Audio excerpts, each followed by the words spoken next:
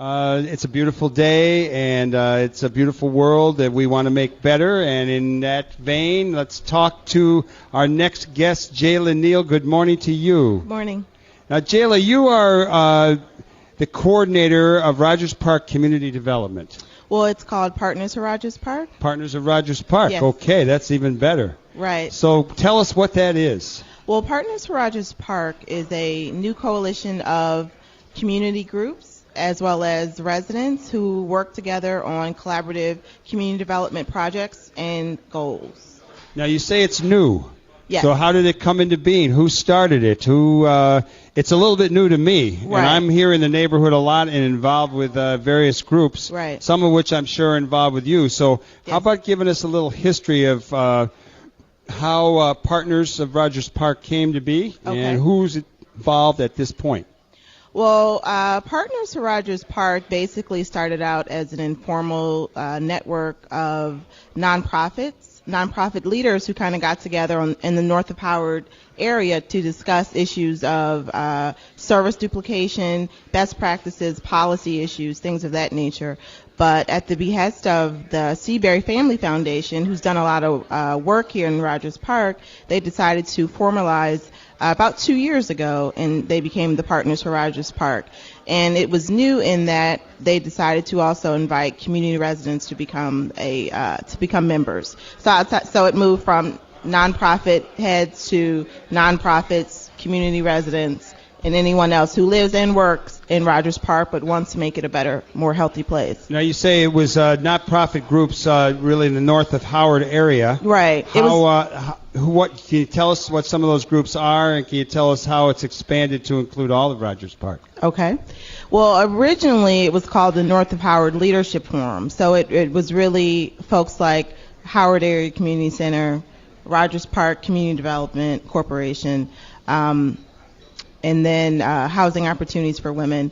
But now we've expanded to include, we have 5 actual community residents. We have a steering committee of 13 organizations and 2 residents. We meet on a monthly basis. So we're actually like a formalized group.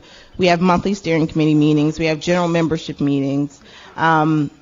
So we've expanded and we're constantly recruiting. But again, one of the things is a lot of the work that is done in terms of nonprofits has been historically in this community done on the North of Howard corridor. So we're really looking to expand into Clark and Devon and engage the Hispanic community as well as the Asian community, and to really have a really good, strong coalition.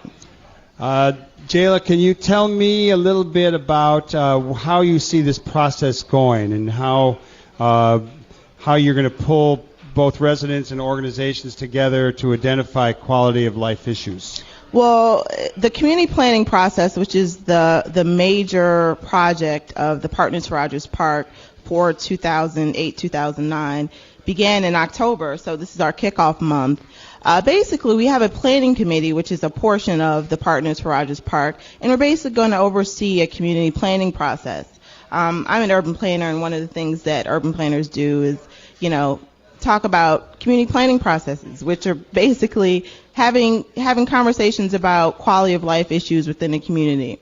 And we specifically have a stakeholder-based approach, which basically means that the community residents and the residents in the community know what's best for that community. So talking to these residents about quality of life issues, be it education, housing, safety, they know what has been going on and they know what needs to be fixed and they know the best approaches to fix these things. So the things that we're going to do are hold a series of community meetings strategically all around Rogers Park, in addition to holding focus groups, smaller groups that have conversations around topical areas, be it let's have a conversation about affordable housing, let's have a conversation about what's going on with the condo conversions, let's have a conversation about what's going on with homelessness in this community. We can also have a conversation around education.